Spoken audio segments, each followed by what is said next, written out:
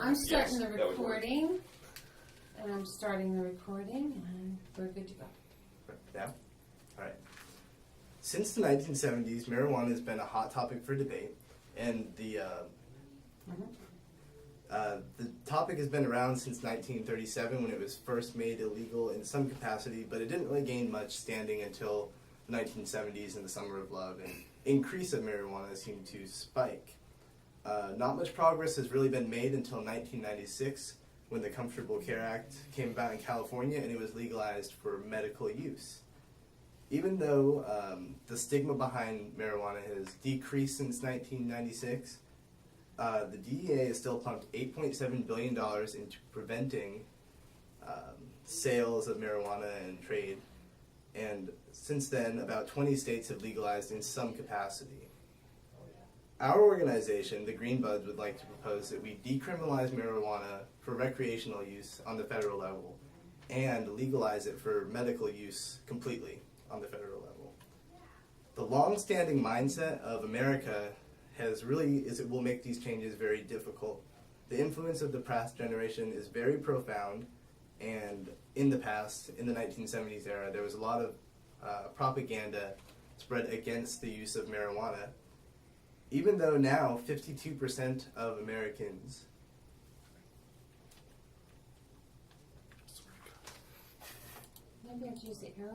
according to a recent Pew poll, about 52% of Americans now support legalization of marijuana, which is up from 12% in 1969, which is a very drastic change.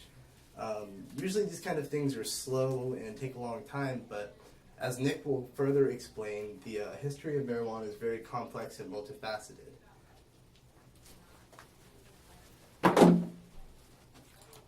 Marijuana was not widely used until the 1960s. It was actually brought to America by Mexican farmers in the early 1910s. They would use it to relax after work, and this caused tension between the state and the farmers because basically the government wasn't getting compensated with its use. And so the Marijuana Tax Act of 1937 was implemented. This basically caused people who wanted to use marijuana to pay the equivalent today of $337 a year, which is relatively cheap, but it made basically both parties happy. The Mexican farmers were able to use it, and anyone who kind of wanted to blow off some steam could use it, but it also gave the government some money. Around this time, in 1936, actually, a cult film was put out called Reefer Madness. It was put on by a church group and funded by them, and basically highlighted some hyperboles about marijuana use that included suicide, manslaughter, and rape. And a lot of these kind of changed public mindset against marijuana, and it was this way until about the 1950s and 60s. When what is known as the counterculture came to be, this use of marijuana widely across the country basically put a lot of fear into people. It was coupled with many other more harmful drugs that kind of just gave a reckless mindset to a lot of Americans. This was included in Woodstock and the Summer of Love, and shortly after this, it was classified as a Schedule I drug. This is the most dangerous classification of drugs, and actually cocaine and methamphetamine are Schedule II drugs, which shows you what the government thought marijuana could be. Just kind of scary and ironic due to its actual use and the amount of people who have died from cocaine and meth. Around this time in 1973, under President Richard Nixon, the DEA was formed. This was in response to a lot of this counterculture scare, and so began the war on drugs. And there's actually that was Reefer Madness, and then So this don't is forget the DEA. sites. Yeah, so this is the DEA, and this image on the screen shows a high-profile drug bust of cocaine, and this classification as a Schedule I drug kind of scared a lot of people, and kind of made, I guess, public mindset that it's shifted so for marijuana against it for another few decades. And actually, CNN analyst Dr. Sanjay Gupta writes that after he actually did some research on marijuana and what it can do to you, he was shocked at how little proof and scientific evidence that marijuana should be a Schedule I drug. And he was really just shocked at how it came to be that way, and so have a lot of other well-respected analysts. So the Comfortable Care Act became law in 1996 in California, which basically made medicinal use of marijuana legal. This was a huge stepping stone for pro-marijuana and allowed them to really kind of start the movement for that new mindset.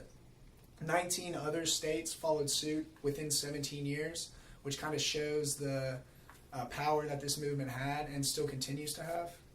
And actually, in this past year, Colorado and Washington have since decriminalized marijuana, which has been shocking that Attorney General Eric Holder and the federal government didn't appeal this ruling and allowed it to stand. It really shows a differing mindset and how through advanced technology and advanced researches, new mindsets and proofs about marijuana have come to light.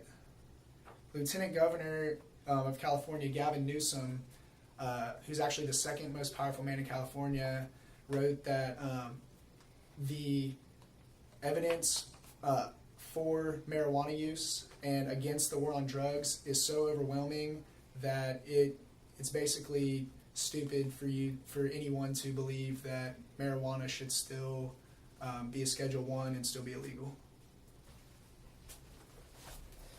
It's very clear that the debate on legalization is very layered and full of history, much of which is kind of unsavory. We have seen progress, but there's a long way to go.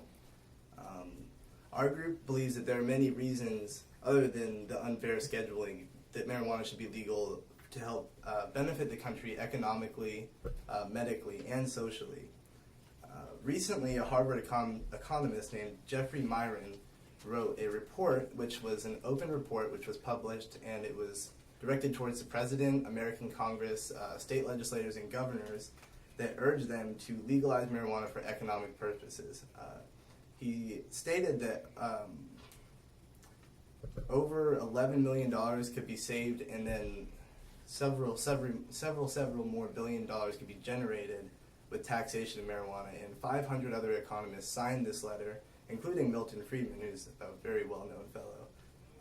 But John will go on to tell us about how legalization could have several economic, medical, and social impacts on American society. Why fix it is the question most proposed by the public in general. Some of the major reasons as to why marijuana should be legalized, or at least decriminalized, is to benefit the economic situation of the United States. The agricultural field in America has been on the decline for hundreds of years, particularly once hemp was illegalized, and that was used in just about every household product that you could imagine. The original Levi's jeans were made with hemp canvas that used to be on sailboats. The growing of marijuana would be beneficial for not only the farmers, but also for those that want to open medical dispensaries for the drug. The medical dispensaries could benefit from this, along with, say, along with prescription drugs that are already in effect. You could just add this to the mix. Marijuana has been found to be a miracle drug in some cases. In the case of a little girl, I'm not sure her name, her cancer was completely cured by the use of marijuana, which can go to show how much of an unknown impact that marijuana could have in the medical field and how it could benefit the American public in ways that we never thought possible. marijuana was illegalized on irrational terms, as Nick has highlighted earlier. One of the main reasons, as the rumor goes, was that the government didn't want white women to fall in love with black men.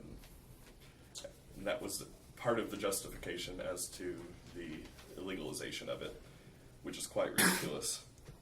And since then, due to reefer madness and notions such as that, marijuana has gained that negative stigma that is outdated and needs to be reexamined. Also, the legalization and decriminalization of marijuana could help free up jails. Our jails are already crowded. A lot of this is because of marijuana being illegal, and the last thing our country needs at this moment is to spend more money on criminals that aren't a serious threat to the general public. And the consequences are just too harsh. As John stated, there are many good reasons to decriminalize in America, but it's hard to just kind of to go with that without seeing hard evidence, some empirical evidence that supports these claims and shows that marijuana is safe, it could be beneficial for the economy, that it would actually free up the prison systems. These are pretty big claims, and it would require some strong evidence for people to get on board with that. But there is certainly a lot of information that backs up these claims, and Jessica will go ahead and highlight the evidence, the scientific evidence we have as to why marijuana should be legalized in America. We as a group believe that Congress should reconsider and reconstruct the laws surrounding marijuana because it could benefit Americans even if they don't directly benefit from the legalization of marijuana. When marijuana is legalized, people could benefit medically. This is a picture of Michaela Comstock. She was diagnosed with leukemia, and at the young age of 5 was in stage 3 of her cancer. And she began to take 1 ounce of cannabis oil every day, which goes against the notion that people think that kids are smoking marijuana medically, but that's not the case. It can be taken in a capsule form, which is basically no damage to anybody. It's just an oil. And her cancer was within 2 or 3 months completely in remission from stage 3. So she's just one of the cases that shows how much people can benefit from the use of medical marijuana. If marijuana is legalized, it can save resources, and hemp would additionally be viable as a resource. And this image was a political cartoon, and it kind of shows how it's kind of absurd that hemp is made illegal when hemp is not what people smoke.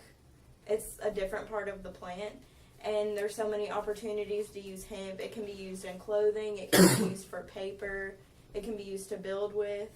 So it's a resource that's often overlooked because it's so closely associated with marijuana. Legalizing it would be good because people could benefit not only from the direct benefit of having marijuana legalized, but it could stimulate the economy because a Huffington Post had an article in 2010, and it would the revenue would be about $9 billion a year if it were legalized, and that's about how much the DEA spends annually. It's about $9 billion a year on pursuing those who criminally use marijuana. And in 2010, there were 700,000 cases of nonviolent marijuana crimes. So people who just had possessions or were caught with paraphernalia, even if they were completely peaceful and did not resist arrest, there were 700,000. And this number was greater than the number of all violent criminals that were taken into custody that year. So nonviolent marijuana users, there were more of them in jail than people who raped and murdered. And additionally, hemp would be easily grown, which people don't often think of it, but especially in Kentucky, in this area, Kentucky's already the #1 producer of marijuana, even though it's illegal, but it's already the #1 producer. So locally, we would benefit more than anybody else would because of the way the land is and because of how much farmland there is. And these solutions, like, they may displease other people, like the opponents, especially people who have religious opposition or they're skeptical of the benefits. However, if marijuana is legalized, it'll take the violence off the street because people won't have to go to dealers anymore. There won't be as many drug wars. I mean, there's still going to be some people out there, but if they can get it regulated more like alcohol, and it would still be regulated. It wouldn't be more available to minors, which is a big argument that the opponents have. It's not going to be sold to minors. It would be available for those who really need it. And if decriminalized, it can retroactively take off criminal charges. So people who got charged with marijuana who can't find employment, that would be taken off their record. So they would be able to find jobs. Now, there are clearly several good reasons to legalize and a lot of evidence to back that up, as Jessica just showed us. But if we actually implemented these changes, what kind of social repercussions would there be from that, negative or positive? We can see that there would be a strong transition from the drug being a Schedule I drug to becoming a decriminalized substance that's used in medicine, and if it became commonplace, there would obviously be some blowback from it. So you kind of have to ask yourself, would it be worth it? We certainly think it would be worth it, and there would definitely be negative repercussions. But just the social phenomenon of moving the drug out of the hands of drug dealers into the hands of law-abiding citizens and corporations, that in itself would probably breed an industry that was much safer for everybody involved, whether or not everyone was okay with it. Admittedly, these changes will be very difficult, but they would be very possible and beneficial, as Jessica will talk about now. Federal legalization and decriminalization for recreational use. It would be expensive and daunting. However, it could positively impact America. Like I said earlier, it can help stimulate the economy. It'll get the drug off the streets and decrease the violence and reduce the resources needed. So instead of the $9 billion coming out of the DEA's pocket, like to arrest people who are non-violently using marijuana, that money can go towards other things such as like other more dangerous drugs like meth and cocaine. The initial impact is uncertain, but the lasting effects will make up for what's been spent for the initial change.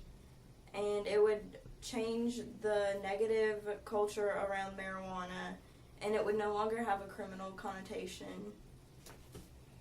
So those who are struggling with having a criminal record, that can be taken off. And this would be feasible because there would be more positive, long-lasting effects, and it would be easier to enforce these laws if people had an attitude change.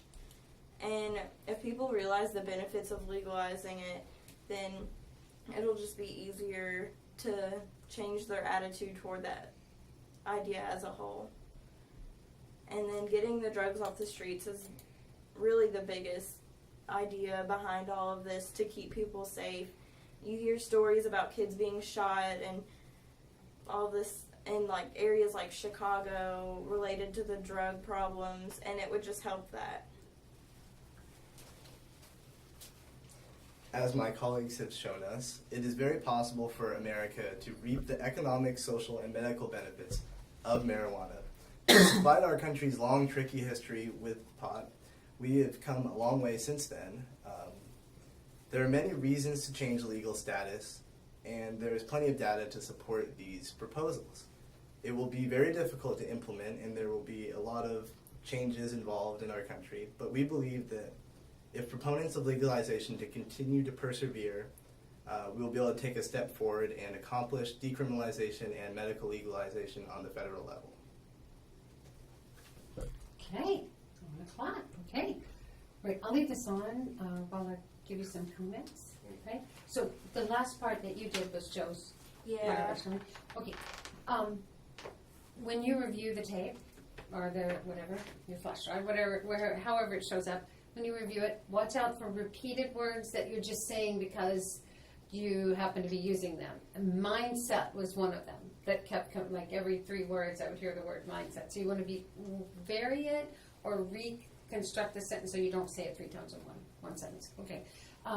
You showed your audience, 1 child and 1 medical condition. I think that you ought to at least list the possible uses of medical marijuana other than curing that child of stage 3 leukemia, right? So you need to, whoever's doing the card, who's ever introducing it, needs to emphasize that it has more than 1 application medically, right? Oh, yes. Now, what are the ones you think of, right? AIDS MS, patients. Glaucoma, epilepsy. AIDS related, Mhm. right? I have a Many really good types of picture I cancer. can put. It has like a Many list types of of like cancer. 20 things that it helps. And it, Psychological disorders like anxiety and I have a former professor who's dying right now of cancer, and I think his life would have been amazing. He chose not to go through the chemotherapy because he's watched other people go through it. And I think that if he'd had marijuana, his appetite would have been better. He would have, right? Yeah. And would have been a little calmer about the situation. Anyway, What was our time? Do you have it on there? it was around 20. So we're Okay. good. 20-ish. We're good with Oh, yeah, that. you're That's about good. appropriate. No problem. Okay. So, I think you're doing good on the economic part. Background was good. Yes, yeah. All the parts are fitting well. I just think that's. I don't care. I need to work on that part. I looked over Joe's part, but that's okay. I mean, that's understandable. Yeah, Oh yeah. I understand yeah. all That this. was- I'm we're just pretty on giving the you fly. something that it's an important part of your argument, Yeah. right? And you have an entire state that's had medical use for almost 20 years, like 17 years. So you want to bring that up and say, okay, you could do more with the Washington and what's the other one? Colorado, that they've done it, that therefore we know that it can be Right. done. There is momentum here, so you could add that to that final part of your conclusion. And we should, for Joe's part, like the social impacts as a country, we should probably like research other countries that have legalized. I would say yeah, to I like need see to. what the real world social. So we talked about it theoretically. I think but I'm gonna we completely could like redo reference that Amsterdam part. and like sections like that. Yeah. Well, you've got time to do it. Yeah, certainly. Okay. Now, what questions do you have for me? Okay, don't throw your cards on the floor when you actually do the presentation. Right.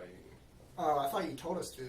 I thought you said like when you done the floor, No. put it on the ground. No. That's the only reason I did it. I didn't make it sound right. Throw it in the I air. thought you said you did it. So. What must I have said for you to I get have no that idea. I impression? could have No, sworn you said that. no, I said do not, Do not do that. do not do that. One behind the Do other. not throw it. Just, yeah. Alright. Just put them on top and keep on going. Okay. Don't do this. No, because I'm going to be screaming in the room. Okay. Other questions for you, for me? Did the transitions seem repetitive, or did they seem repetitive? That's what enough? transitions are for. So they're okay. All right. So It is the feels part repetitive. where he transitions between my 2 parts, do you think that transition is okay, or should we Should I scratch that, or remove should that transition? because it goes from You're her asking back. too much of my memory right now. I did like a transition between her original part and then the part that she And took then over for Joe's Joe. Should it stay that way, or should we try to mold her 2 parts together and cut out the transition so we don't have to like Okay, transition? so from, what did you do? I got Remind up. me. I got up and like did a transition from her point to her next point, Which but it was was still her Which speaking. was Joe's part. Okay, well, Your- remind It me was, what the oh, point yeah, was. What? The first point was like the empirical evidence, and then the second point was like how it would be implemented, like the process behind that. Like So how like it the would be social feasible impact to and how it solve would be it. feasible. So they're like distinct points, but You it's can the kind same of merge speaker. your transitions. Would it be good Yeah, to- so you might add to your transition, Just add to the make it first one, transition. Yeah. Okay. add to the transition, so you're still introducing all that you're outlining all that she's going to present, Okay. you're So it's not previewing 2 it, transition, it's just one right, thorough but you still transition. include it, Certainly, yeah. so that we know what's coming up in her. Right. She's going to do this. Okay. Yeah, so I thought you did a good job Okay. on as moderator, and I think that you know your. Tell me what your topic was again. Okay. Mine was the reasons why we should fix it. Okay, I think that Did you give data? His was like hemp and. No, yeah, there was not much data. His which was I'm less You need working data. on right now. Yeah. You need data. You need a citation. Oh, and that's what Huffington Post. You cited the Don't cite the Huffington Post. Do I need to find the author? Find who they are The study, reporting yeah, from. the study. Okay, Right. I have the name of the person, That's but it. I wasn't sure which one to use. Yeah, just because we know what the Huffington Post is, some people consider it just a rag, right? It just compiles things from different places, and good for them that they hit on that and made a success of it online. I certainly use Yeah. it, but a lot of people say, "Oh, Huffington Post." Yeah, I think I might have found that Pew poll from the Huffington Post. They had a lot of they had a lot, Yeah. they stuff talked about on it a lot. there. So my It's a good CNN, Sanjay Gupta, and then That's very good. Sanjay Yeah. Gupta. That's a complete reversal of somebody who's very a popular. Yeah. He's a He's their medical analyst, right? he's a medical analyst, but he's a doctor. People But he's know, someone who yeah, has yeah. had a long-standing. No, we need to keep this. We Yeah. don't know anything about it. But he's reversed his position and seen how little evidence there's been all along. So it's politicized, it's racialized, and the point about white women, going with black men, It's so ridiculous. Yeah, It's- that was. it's anti-Mexican and anti-black. Yeah, it is. Mm. Anti-Mexican, anti-black, and It's just crazy. then the to tell corporations got a legislation. hold of it So and you said, think we "Yeah, should put no, more emphasis on We the want nylon. racism in the it's not." If you're talking about what has caused this attitude for your grandparents and possibly some parents and then religious community, yeah, a lot of that is tied up with not only your body is your temple, but also we live in the real world with real people with real problems like racism and whatever else you Yeah. can come up with. It just And it's there's hardly also in the anti-youth, like with these youth today, they're just awful and they're Yeah. going to ruin the world. Okay, what there's one more. No, I can't think. Now, what we need to do is this stopped working for me. It must be full already. So, That was. who has a flash drive? I have one on my keys, I think. I think I have one in my book bag. Okay, so please see if you have it.